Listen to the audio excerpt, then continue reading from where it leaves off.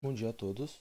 Meu nome é Pedro Barbosa Alves de Carvalho, sou orientado pelo professor Dr. Fábio Henrique Barros de Lima e hoje irei apresentar o meu projeto de pesquisa intitulado Eletrocatalisadores que operam em regime de autorreparação para reação de introdução de dióxido de carbono. Bom, como introdução, primeiro eu irei falar um pouco sobre energia renovável, que é um tópico de alto interesse na comunidade científica, e que esse tópico foi escolhido devido à demanda de energia que está crescendo com o aumento do crescimento populacional e o uso excessivo de combustíveis fósseis, contendo carbono e seus derivados, que levou a uma emissão descontrolada do dióxido de carbono na atmosfera. E isso está contribuindo significativamente para o aquecimento global e a mudança climática. Assim, pesquisas que envolvem a investigação de processos eficientes voltados à utilização desse gás presente na atmosfera por meio de sua reciclagem química estão sendo alvos de muitos grupos de pesquisa, como o nosso agora. Um grande desafio cinético relaciona-se à grande quantidade de energia necessária para ativar a molécula de CO2 naturalmente estável. Eletrocatalisadores à base de cobre são os únicos capazes até o momento de introduzir o CO2 para hidrocarbonetos como metano e etileno. Entretanto, além de baixa seletividade para um dos dois produtos, o cobre sofre desativação severa devido à formação de carbonato de cobre. Assim, para resolvermos este problema, buscamos desenvolver estruturas que permitem que o cobre sofra deposição quando o eletrodo está polarizado, em potenciais em que a eletroredução de CO2 acontece, e que ele sofra dissolução migrando para o eletrólito novamente, quando o sistema está em circuito aberto, isto é, não polarizado. Assim, quando repolarizado, o cobre sofre redeposição, tornando-se ativo para a redução de CO2, fechando o ciclo operacional. Esse mecanismo é chamado de autorreparação, e ele evita a formação irreversível do carbonato de cobre. Então, como foi falado, o objetivo desse projeto é o desenvolvimento de eletrocatalisadores à base de cobre para a reação de eletrolyzação de CO2 para a formação de hidrocarbonetos. Serão buscadas estruturas que permitam a operação desses mecanismos de autorreparação para evitar vias de desativação. A metodologia escolhida para essa pesquisa foi a revisão bibliográfica e foram escolhidos dois polímeros para interação com o íon cobre, o polipirrol e a polianilina. O objetivo foi investigar um possível efeito de interação com os íons cobre presentes no eletrólito, permitindo a eletrodeposição durante a redução de CO2 e permitindo também a interação após a eletrodissolução em circuito aberto ou em altos potenciais. Investigou-se a possibilidade de deposição dos polímeros, primeiramente cobre metálico, para estudar eventual desvio do comportamento do cobre puro na distribuição dos produtos reacionais. Então, primeiramente, analisamos a interação da superfície de polipirrol e polinilina com o íon cobre. Essa interação ocorre por uma ligação na proporção de 1 para 2, tanto no polipirrol quanto na polinilina.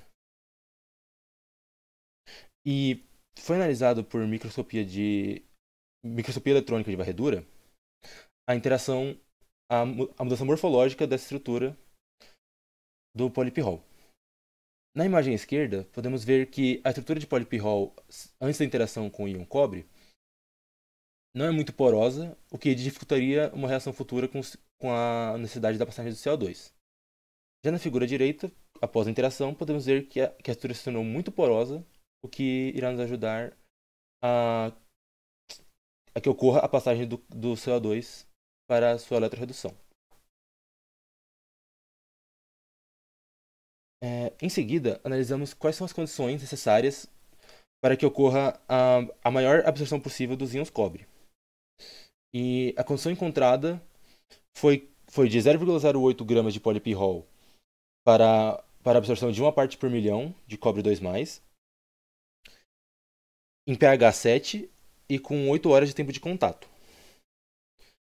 O pH 7 foi necessário, pois em pHs abaixo de 7 ocorria a protonação dos grupos amina, presente nos dois polímeros, o que impedia a sua ligação com o cobre. E em pHs acima de 7, muito acima de 7, ocorria a formação do hidróxido de cobre, o que também impedia a nossa reação. Em seguida, analisamos a interação e a síntese do polipirrol e polinilina em eletrodos de cobre metálico. O grande desafio encontrado foi a síntese do polipirrol no eletrodo de cobre, pois a síntese direta desse polímero na placa de cobre causava uma alta reatividade da placa de cobre, o que aumentava ainda mais o nosso problema da formação do carbonato de cobre. Para isso, o caminho necessário para fazermos essa solução funcionar foi inicialmente tratar o eletrodo de cobre com oxalato, com íons oxalato, formando oxalato de cobre, e em seguida aumentarmos o potencial eletrônico com, com a presença de pirrol na solução. E aí, agora sim, conseguimos a formação do pirrol em cobre de uma forma muito homogênea, e que após essa formação do pirrol não foi mais possível detectar a formação de íons oxalato, garantindo assim que a proteção estava completa. Por fim, analisamos a formação dos hidrocarbonetos a partir da introdução do CO2. Inicialmente, analisando a superfície do cobre com e sem a polianilina, neste caso, podemos analisar pela primeira imagem, partindo do cobre metálico, sem a polianilina, antes da reação, uma superfície mais lisa. E em seguida, sem a proteção da polianilina, podemos ver que ocorreu uma grande formação de carbonato de cobre, que futuramente irá impedir a sua reação com o CO2. E à direita, podemos ver claramente que a camada de cobre ficou muito bem protegida após a reação, o que garante que a eletroredução do CO2 ainda poderá ser realizada por algum tempo. Em seguida, para analisarmos as eficiências das reações, testamos primeiramente se não era a polianilina que estava reagindo com o CO2 para a reação dos nossos produtos. Para isso, formamos um filme de polianilina e um eletrodo de titânio, que é inerte na formação de produtos C1 e C2, e que possui uma dominância muito grande de hidrogênio. O resultado foi que a formação quase exclusiva de hidrogênio, comprovando que o substrato de cobre ainda é responsável pela formação dos produtos.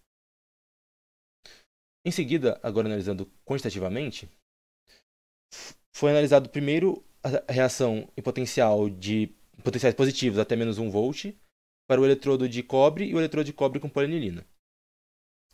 No eletrodo de cobre, foi gerado majoritariamente hidrogênio, com uma eficiência faradaica superior a 60%.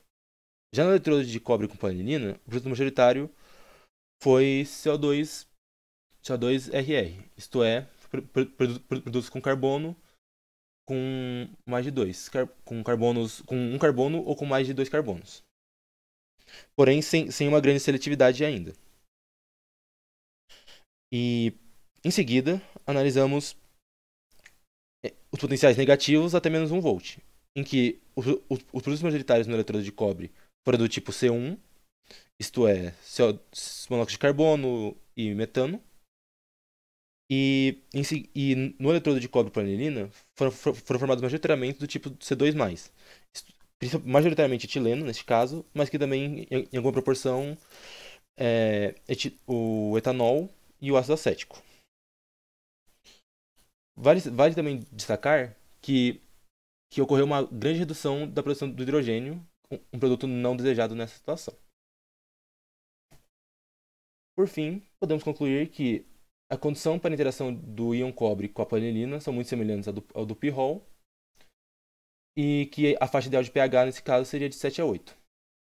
O maior grau de reprodutibilidade do sistema cobre-polipirrol foi alcançado quando o eletrodo foi inicialmente submetido a um potencial de 400 mV, sem a presença do pirrol, por 5 minutos, em seguida submetido a um potencial superior a 700 mV, com a presença do pirrol, e que o filme de polianilina não foi somente permeável ao CO2, mas também alterou a atividade catalítica da superfície de cobre para a formação dos produtos CO2R.